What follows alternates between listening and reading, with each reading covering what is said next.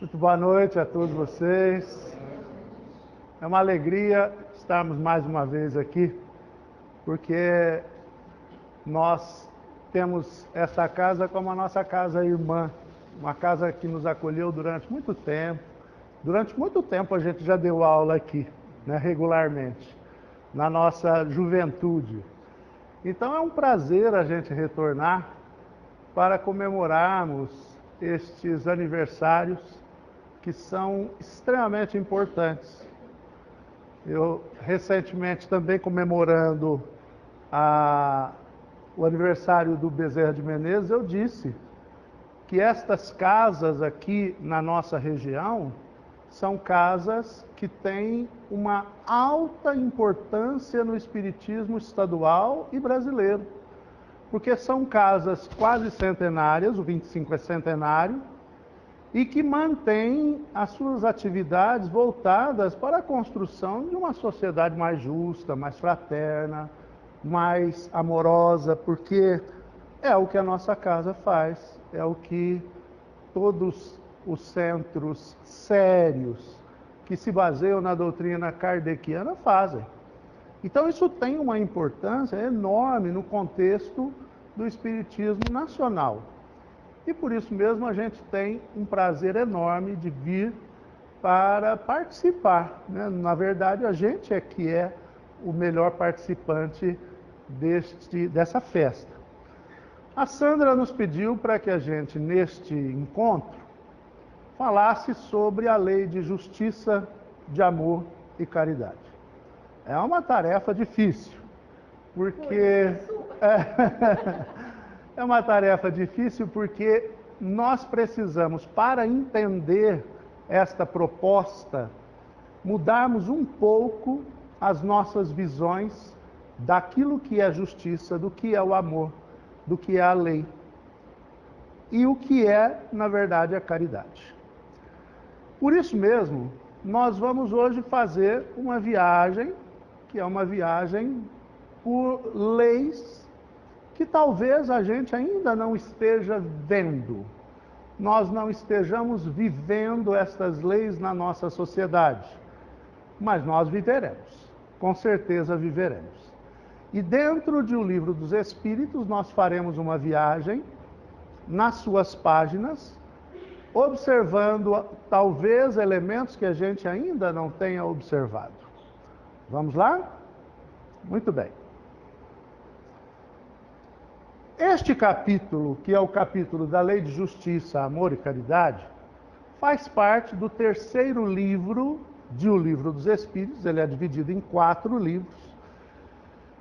E este terceiro livro, que é o livro As Leis Morais, deu como filhote um outro livro que foi o livro mais difícil que Kardec escreveu, nas suas próprias palavras, que foi o Evangelho segundo o Espiritismo.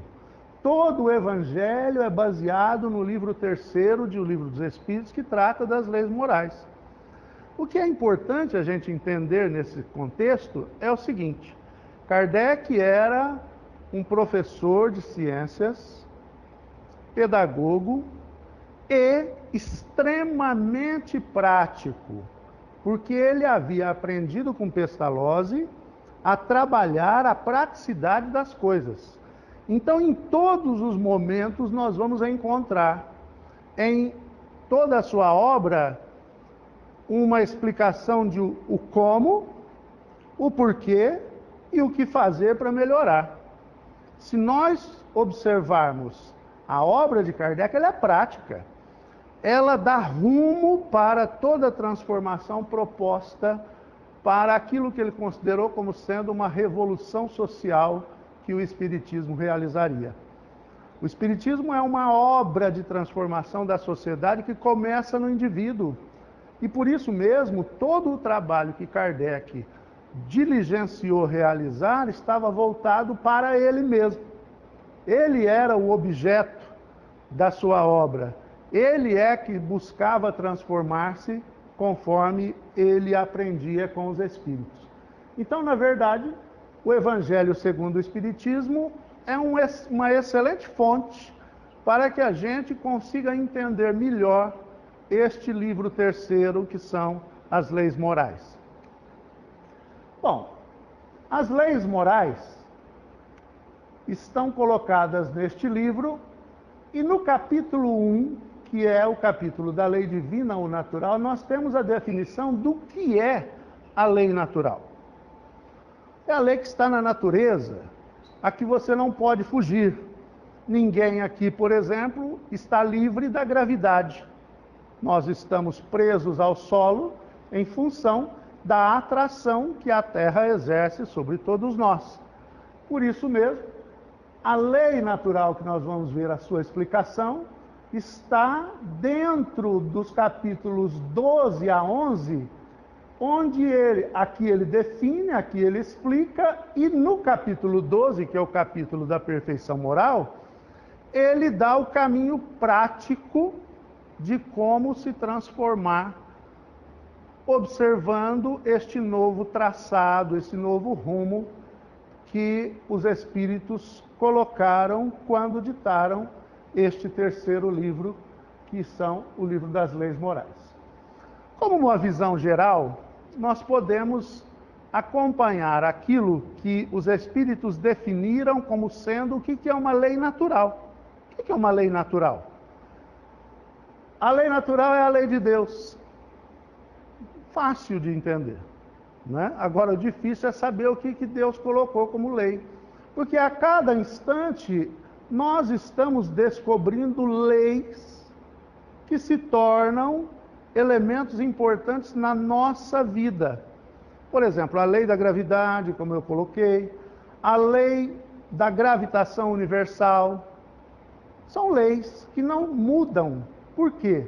Porque nós observamos com a prática de que funcionam os elementos do universo sob esta diretriz de funcionamento. É a única necessária à felicidade do homem. Ela lhe indica o que ele deve fazer ou não fazer, e ele só se torna infeliz porque dela se afasta. Poxa vida, mas não é tão fácil entender isso desse modo. É preciso que a gente entenda um pouco melhor qual é essa lei de Deus. Nós tivemos para isso alguns professores muito bons. Vejam só, esta lei de justiça, de amor e caridade é uma lei que se procura entender há muito tempo.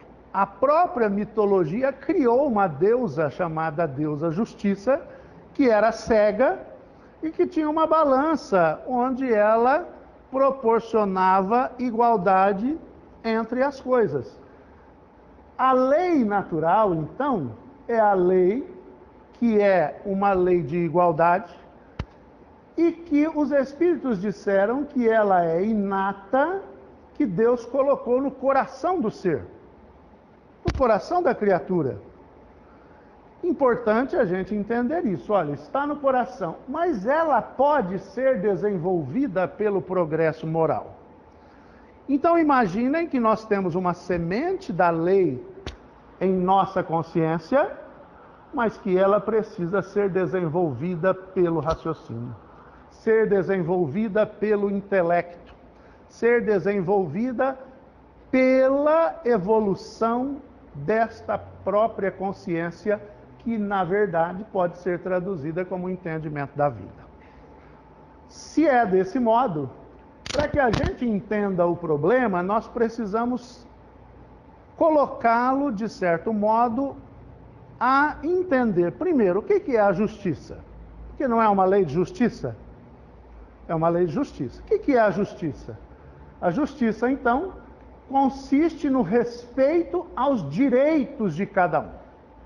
Essa é uma definição clássica da justiça, está em O Livro dos Espíritos, definida pelos Espíritos, e está em todo o Código Civil de qualquer país. A justiça é o respeito ao direito das criaturas. Quando você respeita, você é uma pessoa justa. Agora, o que são os direitos de cada criatura? Onde é que a gente vai entender o que é direito de uma pessoa e o que não é, né? Os Espíritos respondem da seguinte maneira: olha, esses direitos são determinados por duas coisas: a lei humana e a lei natural. Então significa que a lei humana veio nos ajudar até que a gente entenda a lei de Deus. É um caminho, é algo que proporciona entendimento para que esse respeito aos direitos alheios seja realizado por qualquer um. Então existe um código, que é a lei humana, e que naturalmente se modifica mediante o entendimento de cada nação, de cada estado, para que, com os critérios que são estabelecidos na lei natural, nós consigamos fazer uma seleção das nossas atitudes e dos nossos comportamentos para respeitar esses direitos alheios. Então, quais são os critérios? Foi um dos melhores professores que nos disse isso. Um dos melhores professores a ensinar o que é justiça, que foi Jesus. Querer para os outros aquilo que se quer para si mesmo. E os Espíritos respondem: não é querer para si o que você deseja para os outros. É uma coisa muito diferente. É querer para os outros aquilo que você deseja para si. Porque nós somos muito benevolentes para com a gente mesmo. Então, se nós entendermos, se aprendermos a querer para os outros aquilo que a gente deseja para nós, naturalmente nós estaremos trilhando um caminho de justiça. Mas fazer isso enquanto a gente vive em uma comunidade pequena, enquanto a gente vive em um local, em uma tribo, é fácil. Mas e quando a gente vive em milhões de pessoas? Se nós observarmos hoje, por exemplo, a grande São Paulo tem mais de 24 milhões de pessoas. O que cada um julga ser seu direito? O que cada um coloca como sendo aquilo que ele gostaria de ver respeitado? Para isso, é natural que, se observarmos a lei natural, nós precisamos antes também observar as leis humanas. Então, cada cidade tem as suas leis, cada estado tem as suas leis, cada nação tem as suas leis. Por quê? Porque é somente assim que a lei humana proporcionará um convívio adequado entre todos aqueles que estão neste grupo social, porque o homem é um ser gregário, nós vamos sempre viver em grupo, e a partir do momento em que a gente vive em grandes grupos, é necessário um código para que a gente estabeleça uma regra de conduta entre estas criaturas. Na questão número 877 de O Livro dos Espíritos, os Espíritos, então, respondem a esta pergunta de Kardec, que diz o seguinte: olha, essa necessidade de viver em grandes grupos, em sociedade, acarreta ao homem obrigações particulares, E ali os Espíritos dizem: sim, e a primeira de todas é a de respeitar os direitos dos semelhantes. O que nem sempre aconteceu. Se nós observarmos o próprio Velho Testamento, ele é a submissão de um povo, do povo hebreu, ao povo romano. Ou seja, os direitos de cada um não eram respeitados. Porque o próprio direito à liberdade do povo hebreu era cerceado. Os romanos conquistavam as cidades, faziam uma coisa muito interessante, porque eles pegavam os homens dali e levavam para se casar com mulheres de outra cidade, e traziam as mulheres de lá para se casar com os homens daqui. Então era uma perda de identidade muito grande que os romanos realizavam com as pessoas, fazendo com que todos os seus direitos, tudo aquilo que era um recurso cultural das cidades fosse perdido. Por isso é que Moisés, quando conduzia o povo pelo deserto, eles queriam um Messias que chegasse, arrebatasse o romano do trono e colocasse um judeu lá para dizer o seguinte: olha, vocês estão livres, é assim que a gente deseja. Porque já havia 400 anos que eles eram escravos. Então era uma dificuldade muito grande. Então respeitar os direitos dos semelhantes nem sempre aconteceu. E se nós formos vindo na história mais recentemente, nós vamos encontrar nessa fase de desrespeito dos direitos a Revolução Francesa como um clímax, né, da necessidade que as criaturas tinham de verem os seus direitos respeitados. A Revolução trouxe os pilares sobre os quais se assenta também a filosofia espírita, que é de liberdade, igualdade e fraternidade. Quando houve a Revolução, estes direitos do homem e do cidadão foram declarados a 26 de agosto de 1789. E nessa declaração dos direitos do homem e do cidadão, que foi um marco na liberdade na Europa, né, o primeiro artigo diz que os homens nascem e são livres e iguais em direitos. As distinções sociais só podem fundamentar-se na utilidade comum. Ou seja, foi a primeira vez que houve uma declaração desses direitos que hoje a gente entende como sendo direitos naturais, mas só em 1948 é que a ONU estabeleceu também um código no mesmo sentido. Porque, na verdade, é o seguinte: estes elementos, segundo os Espíritos, estão em nós, mas como sementes que talvez ainda não germinaram.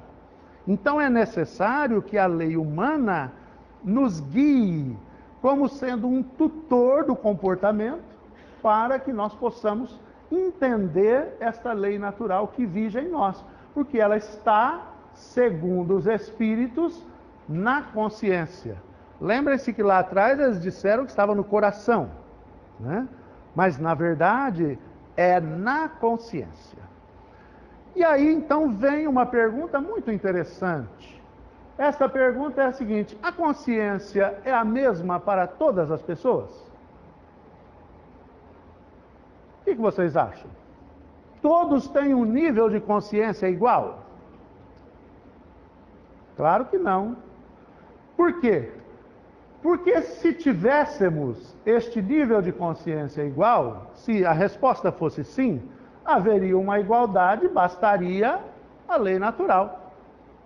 Todos nós seríamos bons, todos nós respeitaríamos-nos tranquilamente, sem nenhuma divergência, haveria uma paz e uma convivência social que seria imperturbável.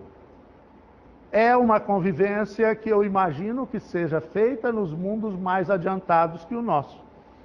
Então, mas aqui na Terra ainda não é assim, e portanto há uma desigualdade de consciência que promove a necessidade de existência da lei humana para que seja o condutor dos nossos comportamentos, mesmo que seja pelo cerceamento dos direitos, mas ainda é uma necessidade. Essa questão da consciência, nós vamos encontrar muito claramente expressa, na questão número 23 de O Livro dos Espíritos, que eu tenho certeza que vocês sabem qual é. Não sabem? Não? A questão 23 de O Livro dos Espíritos é: que é o Espírito? Que é o Espírito? Se nós observarmos as boas traduções, e eu recomendo a tradução do Herculano Pires, para que vocês leiam o Livro dos Espíritos, nós vamos observar que no original francês e na tradução do Herculano Pires, este espírito está com E minúsculo. E a resposta dos espíritos é o seguinte: é o princípio inteligente da criação. Olha só, 23, E minúsculo, é o princípio inteligente da criação. Lá na questão número 76, parece que Kardec faz a mesma pergunta. E ele pergunta o seguinte na questão número 76. O que ele pergunta? Como podemos definir os espíritos? E daí então o espírito lá já está com E maiúsculo. Tanto no original francês, quanto na tradução do Herculano. E ali a resposta dos espíritos é completamente diferente. São os seres inteligentes da criação. Olha, um era o princípio. Lá na questão 76 já se transformou no ser. Na questão número 540, no final dos comentários feitos pelo espírito que responde à questão, a seguinte frase: é assim que tudo se encadeia no universo, desde o átomo ao arcanjo, que começou por ser átomo. Então nós temos claramente expresso, só não vê quem não quer, que desse momento em que houve o nascimento do ser, a criação do ser, o princípio inteligente, até a formação do ser, né, que é o ser inteligente da criação, nós tivemos um processo de evolução, que é o resultado do processo evolutivo. E que Kardec começa a analisar a partir do momento em que o ser adquire a razão. Então há um ganho de consciência. Agora, se nós, nesse intervalo entre a questão 76 e a questão 540, nós formos ler a questão número 100 e as subsequentes, que é a da escala espírita, nós veremos que cada fase do desenvolvimento do espírito estabelece um novo patamar de consciência, que é traduzido por conhecimento, por sabedoria, por bondade, por amor, por benevolência, por todos os elementos que ele vai adquirindo ao longo das existências da sua vida.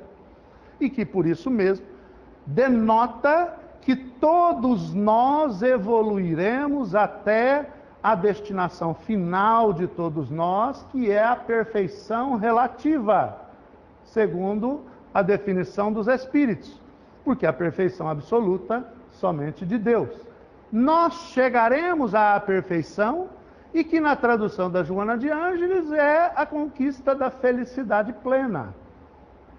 A partir do momento em que a consciência evolui e chega a este determinado nível, nós estaremos, na visão de André Luiz, trabalhando para que o universo receba o nosso contributo de trabalho, porque nós seremos, conforme ele define, co-criadores divinos.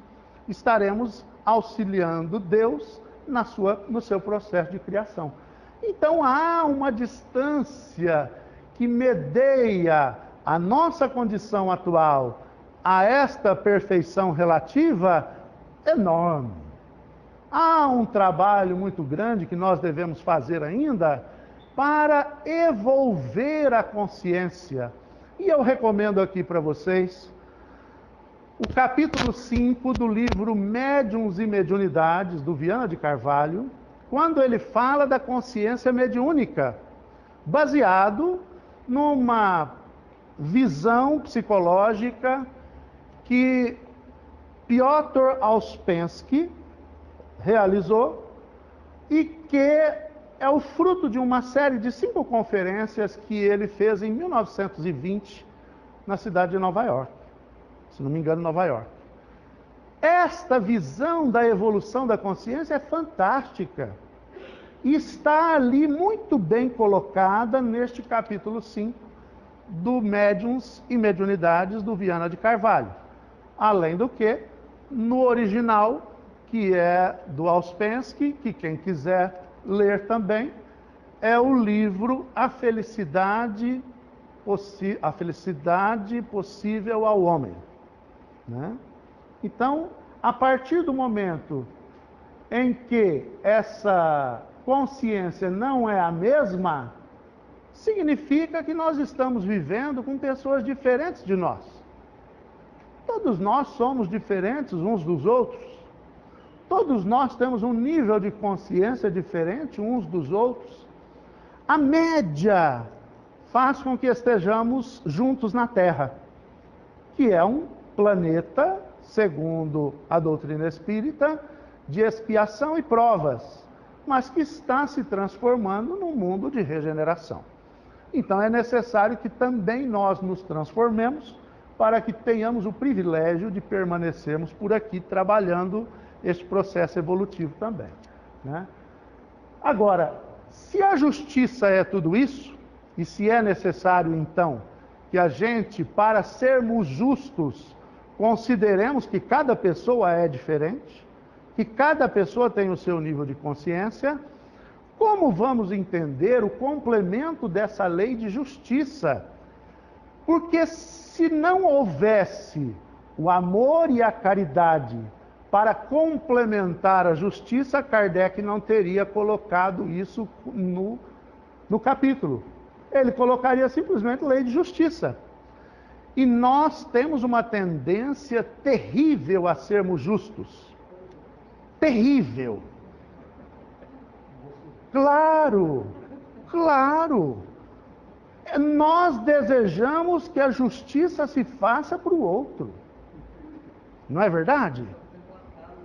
Somos implacáveis. E Jesus percebeu isso dizendo o seguinte: olha, vedes um argueiro no olho do outro e não vedes a trave, o tronco que está no seu. Ou seja, nossa consciência ainda pede justiça para os outros. Mas, quando Jesus veio à Terra, ele fez uma transformação desta visão. Porque Jesus era doce. Jesus vivia o amor pleno.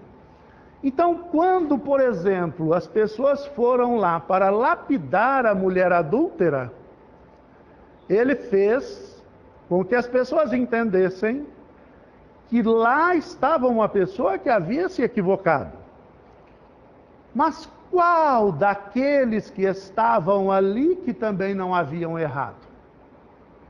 E ele escreve na areia, segundo as testemunhas que relatam o fato, ele vai escrevendo na areia: aquele que estiver sem pecados, que atire a primeira pedra. E vai olhando para os mais velhos, viu, Luiz? Vai olhando para aqueles que eram mais idosos, porque já viveram mais, já erraram mais. E contam as testemunhas que esses mais idosos foram os primeiros a saírem de mansinho, até que ficou só a mulher. E daí então ele pergunta a ela: mulher, onde estão aqueles que te acusavam? E ela diz: foram embora, Senhor. Né? Pois então, vá também. Mas vá, e não peques mais, para que não te suceda coisa pior. Então vejam que interessante. O que Jesus fez naquele momento? Se ele fosse aplicar a lei humana, era a lapidação. Mas ele fez algo completamente diferente. Ele utilizou o amor. E nessa utilização do amor, houve a indulgência, houve o perdão àquela falta que a mulher havia cometido. Agora, quem de nós não errou? Quem de nós? Todos nós nos equivocamos. Mas todos nós desejamos que a justiça se faça integralmente para o outro. Porque nós ainda adoramos ser justos com os outros.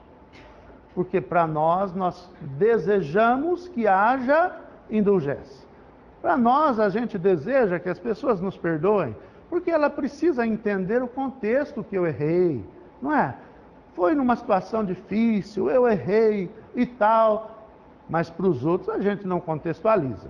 Então, por isso mesmo, a lei de justiça tem um apenso aí. É um capítulo especial que é o amor e a caridade, que é uma lei só se nós formos observar. Justiça, mas com amor e com caridade. E para a gente entender o problema do amor e da caridade, nós vamos entender o seguinte: na visão dos espíritos que escreveram o Livro dos Espíritos, ele é um complemento da lei de justiça. Complemento. A lei de justiça não vem sozinha, ela vem com a lei de amor e de caridade. Mas o que é essa definição? O que é o amor? O que é o amar? Amar ao próximo é fazer-lhe todo o bem possível que desejaríamos que nos fosse feito. Os Espíritos repetiram a regra que Jesus havia colocado. É uma lei que é o espelhamento do nosso desejo para conosco em relação ao outro. Se a gente fizer isso, nós estaremos fazendo e cumprindo a lei de amor. Mas eu sempre digo que Kardec é prático. Como? Como amar os outros do mesmo modo que a gente se ama? Se é que a gente se ama assim, né? Aí existe uma fórmula muito interessante chamada de BIP. Vocês já viram essa fórmula? Não? BIP. Vamos ver então o que significa BIP. O B, benevolência para com todos, segundo os Espíritos.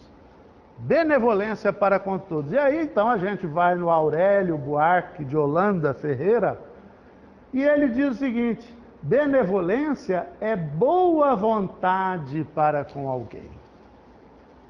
Boa vontade. Quando a gente fala benevolência, parece algo difícil da gente realizar, difícil de praticar, mas não é. É ter boa vontade para com alguém. É complacência com os inferiores, afeto, estima. Então imaginem que alguém pare você na rua pedindo uma informação. Pode ser feita com benevolência? Claro. De que modo você faz a informação com benevolência? Com boa vontade. Se você souber, você explica. Se não souber, você tenta entender. Procura realizar a atividade do mesmo modo que nós fazemos com todo mundo, não é assim? Todo mundo a gente usa de benevolência. Quantas vezes, com má vontade, procurando ocultar informações, a gente age? Então, benevolência começa pela boa vontade. É algo prático, não é? Não dá para fazer com boa vontade? O que é fazer com boa vontade? Fazer com disposição, um desejo de colaboração. Se nós fizéssemos isso dentro da nossa casa, o convívio com todos seria melhor. Com todos. Então vejam que esta fórmula, que é o complemento da lei de justiça, que é a lei de amor e caridade, é algo que a gente pode vivenciar no nosso dia a dia. É dia a dia. O I. E antes disso, né, só para que a gente possa complementar essa informação, na questão 643, Kardec pergunta: mas não existem pessoas que por sua posição não tenham possibilidade de fazer o bem? Porque benevolência é a prática da boa vontade, a prática do bem. E o que ele responde? Os espíritos respondem: não há ninguém que não possa fazer o bem. Somente o egoísta encontra a dificuldade na sua prática, não encontra jamais a ocasião de praticá-lo. É suficiente estar em relação com os outros homens para se poder fazer o bem. E cada dia da vida oferece essa possibilidade a quem não estiver cego pelo egoísmo. Porque fazer o bem não é apenas ser caridoso, mas ser útil na medida do possível, sempre que o auxílio se faça necessário. Quer dizer, todos nós podemos fazer. É algo que precisa do motor da boa vontade para impulsionar a criatura na prática do bem. Não precisa de mais nada. É o desejo de fazer. Se você acorda e se propõe desejar fazer o bem durante o dia, você já vai realizá-lo com toda certeza.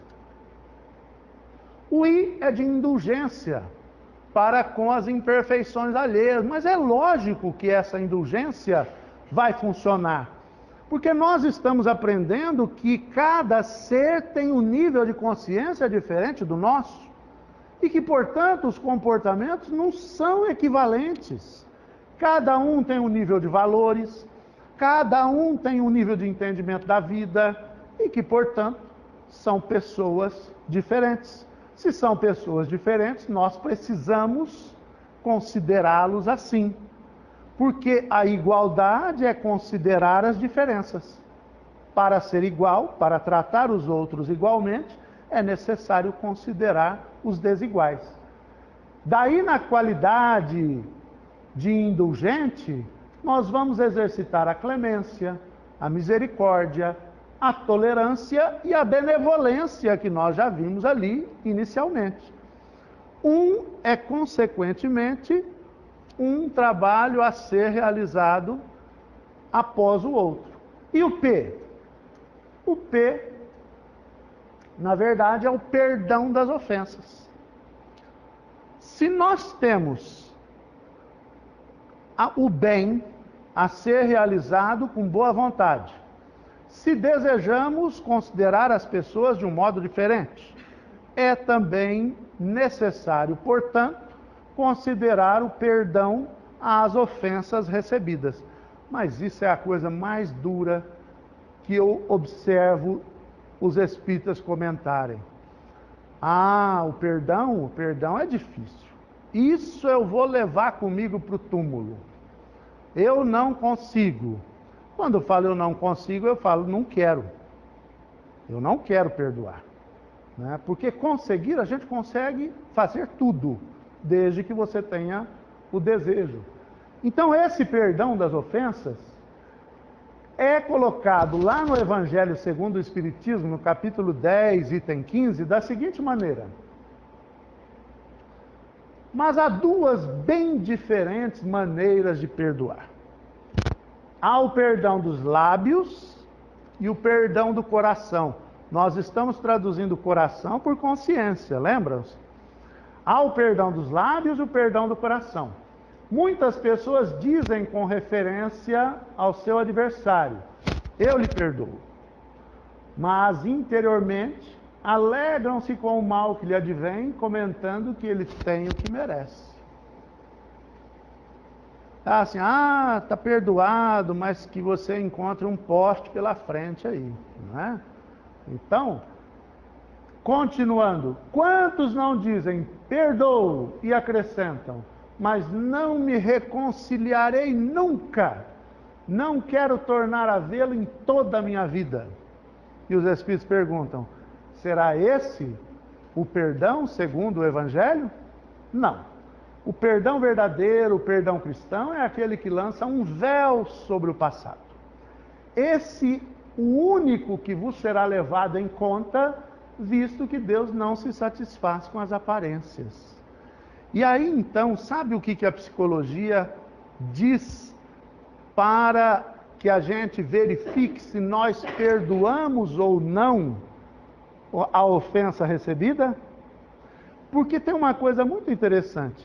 A lembrança da ofensa não será esquecida, porque ela é um evento da nossa memória. E a nossa memória registra tudo o que vivenciamos. O problema é que quando a gente guarda a mágoa, quando a gente não quer perdoar, quando nos lembramos do evento, ocorre uma reação emocional que a gente revive no presente as emoções que você vivenciou naquela ocasião da ofensa. Sabem qual é um dos itens que revela que nós perdoamos?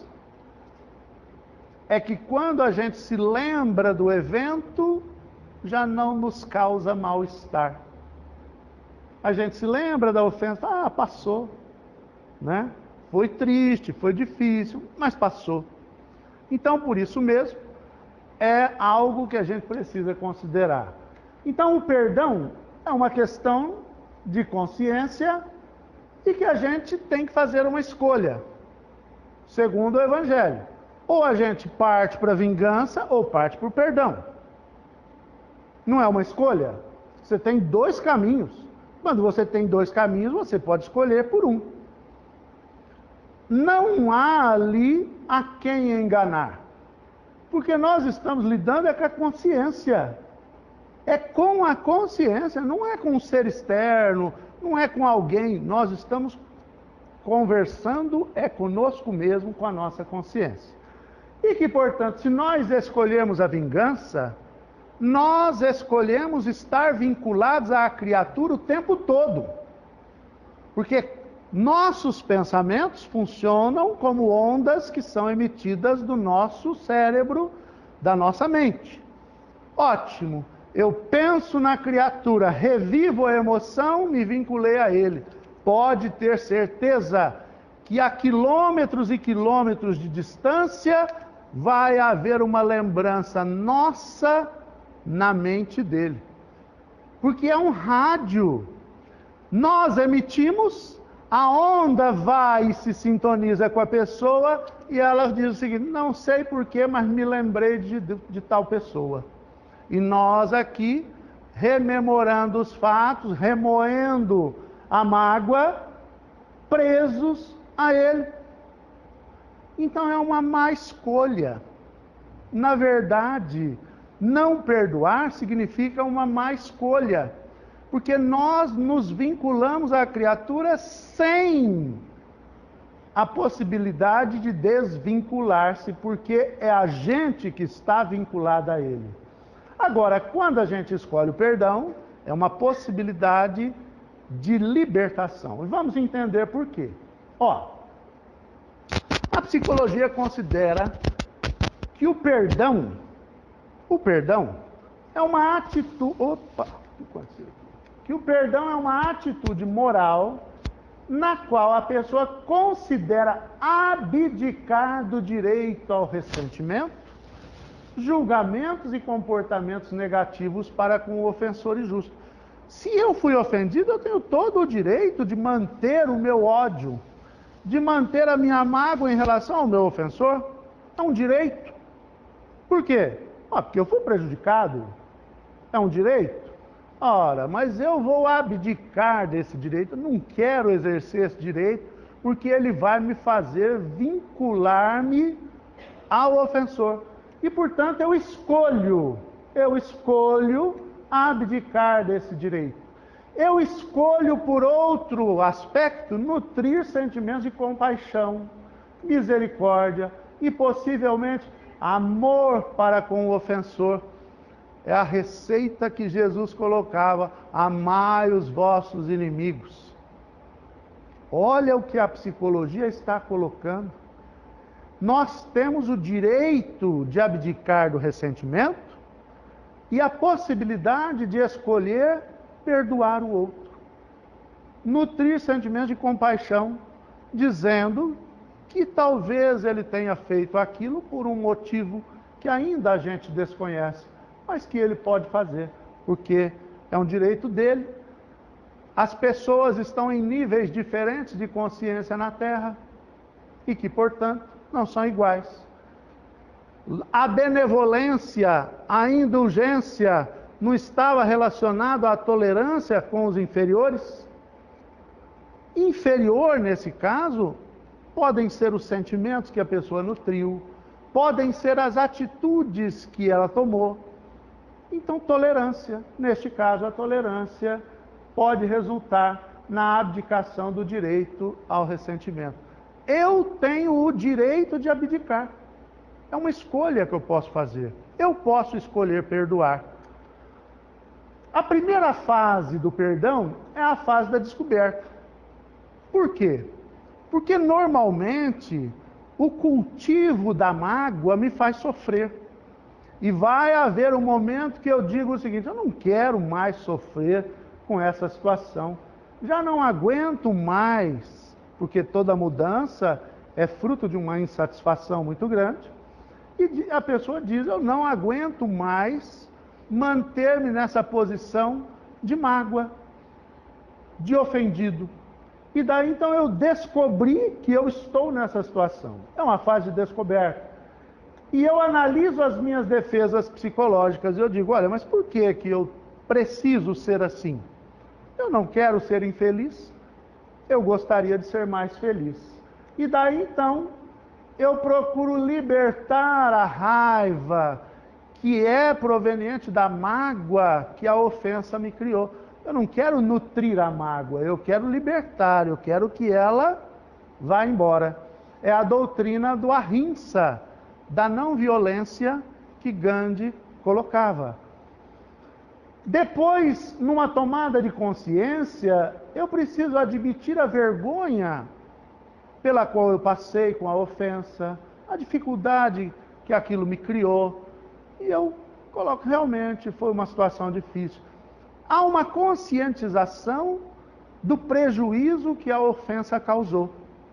Mas eu estou lúcido daquilo que eu vivenciei. E mesmo assim, eu procuro observar que as mudanças adversas causadas pela ofensa podem não estar prejudicando tanto a minha vida do modo como eu imagino. E daí então os insights, né? Bom, eu preciso alterar a minha visão de mundo.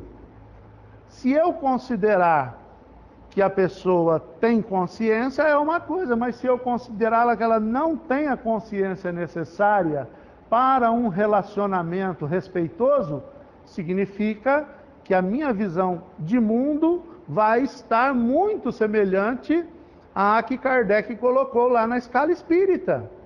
As pessoas são diferentes e eu preciso respeitá-las do modo como são, dando às criaturas o direito de errar, porque eu também já errei. É uma coisa que é natural. A terceira fase é a fase do trabalho. Muito bom, percebi tudo isso? Eu preciso agora lidar com essas estratégias equivocadas da dor e da ofensa que todo mundo lida. Porque vejam, enquanto a pessoa cultiva a mágoa, é como se ela estivesse bebendo veneno para o outro morrer. Porque a mágoa só fará mal para a própria criatura. Então ela está se intoxicando, ela está se prejudicando, enquanto o outro está lépido e fagueiro lá, sem nem lembrar da criatura, nem lembrar do problema. E daí então, a disposição de considerar o perdão como uma opção se fixa, e eu vou trabalhar para que isso aconteça, estabelecendo o perdão como meta. Eu preciso estabelecer, eu quero perdoar. Todas as vezes que eu me lembrar da criatura, eu vou me lembrar sem que a mágoa estabeleça aquela reação emocional negativa no meu organismo. É um trabalho e um compromisso que deve se fazer consigo mesmo para o estabelecimento do perdão, que vai levar a criatura, como nós dissemos, a situações muito interessantes. A primeira delas e que a psicologia utiliza um termo americano para entender como isso acontece, e que nós naturalmente colocaríamos como uma nova visão da vida, que é a palavra reframing, ou seja, você reenquadrar aqui a cena que você observou. Então, na verdade, a ofensa se deu diante de um determinado quadro. Você observou a ofensa numa determinada visão. Mas se você trouxer o seu quadro um pouquinho para cá, um pouquinho para cima, um pouquinho para baixo, você vai ver que aquela situação não era exatamente daquela maneira. Então, esse reenquadramento, ele é fruto de um esforço para perceber o contexto no qual o ofensor causou a injúria para você, para todos nós. Essa possibilidade, ela só é alcançada com esforço. Não dá para fazer isso sem esforço. Um esforço que é estabelecido como uma meta para o perdão. Então é preciso, nesse esforço, gerar o sentimento de empatia. Este sentimento de empatia, ele é definido como se eu saísse da minha personalidade, vestisse a personalidade do outro e olhasse toda a cena da ofensa com os olhos do outro. Por que que ele fez isso? Né? Quais foram as visões que ele tinha naquele momento? Quais eram os elementos emocionais que estavam conduzindo as suas ações para que ele pudesse realizar tal grosseria, tal injúria, tal prejuízo a todos nós? É a empatia, é procurar ver com os olhos do outro. Daí então, vai brotar na consciência a compaixão em relação ao ofensor. E essa compaixão vai gerar uma aceitação e absorção da dor. Já passou, né? Ele era um infeliz naquele momento, me tornou infeliz, mas eu não quero viver infeliz. A ideia é essa. Eu não quero viver infeliz, não quero viver com mágoa, não quero ter nada que seja apropriado ao cultivo da mágoa. E daí então vem a fase dos resultados, né?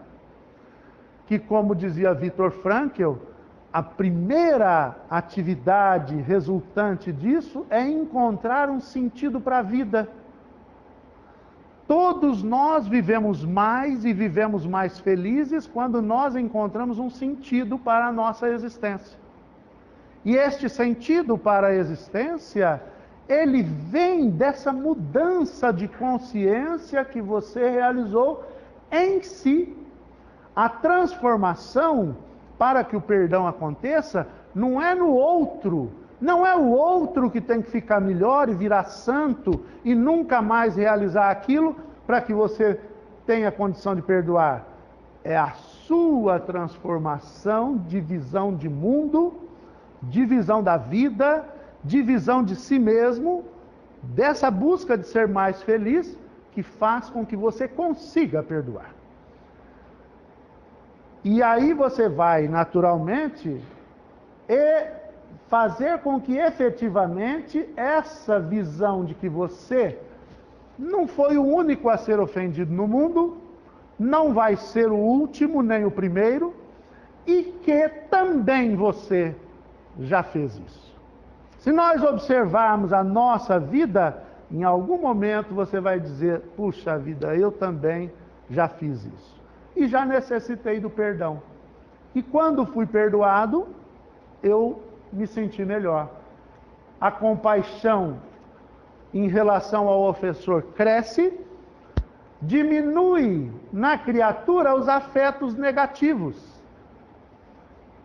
Quando a gente diz assim, olha, eu não tenho inimigos.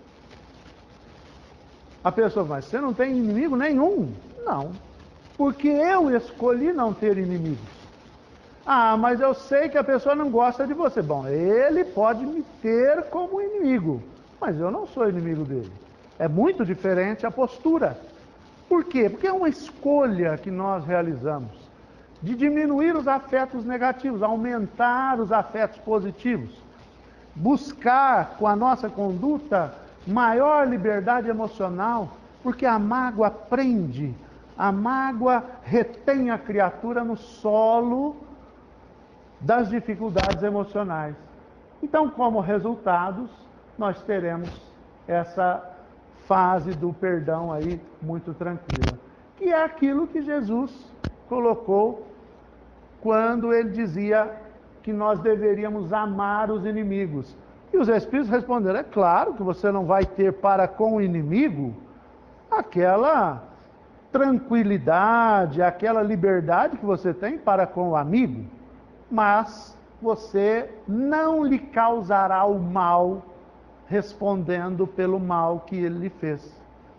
Então, não praticar o mal e devolver o bem já é exatamente a prática do perdão que Jesus recomendou como sendo o amor aos inimigos. E isso, naturalmente, vai fazer a nossa liberdade. Tudo isso que você tem dito até agora, tudo é lei natural. Lei natural. Tudo é lei natural. Por quê? Comportamento humano. Porque está na consciência como semente. E que o avanço do nosso entendimento, o ganho de consciência, faz com que isso brote e faça florescer o perdão, a benevolência. A lei natural passa a ser uma diretriz do nosso comportamento também natural. É um processo evolutivo que se dá. As leis humanas continuarão vigendo, por quê? Porque as criaturas estarão em níveis diferentes. Mas você se transformou. A sociedade se transformou porque você se transformou. A lei vai cair em desuso, porque a sociedade vai avançar tanto e terá necessidade de outras leis para que novos padrões de comportamento sejam estabelecidos mais adiante, que a gente desconhece por enquanto, mas que na verdade deverá ser um patamar novo, porque esse respeito aos direitos das criaturas nós observamos o tempo todo na sociedade que está crescendo até por desejo das próprias criaturas. As leis estão acompanhando e sempre acompanharam as mudanças no comportamento social, que faz com que aquilo que já se estabeleceu torne-se uma lei humana em virtude da mudança da lei natural, que fez com que esse germe crescesse e se estabelecesse na consciência. Bacana, não é? Então, a lei de justiça não está só. Ela necessita do complemento, do amor e da caridade para que a gente seja mais feliz. E, na verdade, isso vai mudar todo o nosso comportamento com relação à caridade. Porque nós vamos entender que a caridade não é só dar esmolas. A caridade é muito mais do que isso. A caridade é a prática do BIP, não é? Da benevolência, da indulgência e do perdão. Por isso mesmo, é assim que nós entendemos a lei de justiça, de amor e caridade.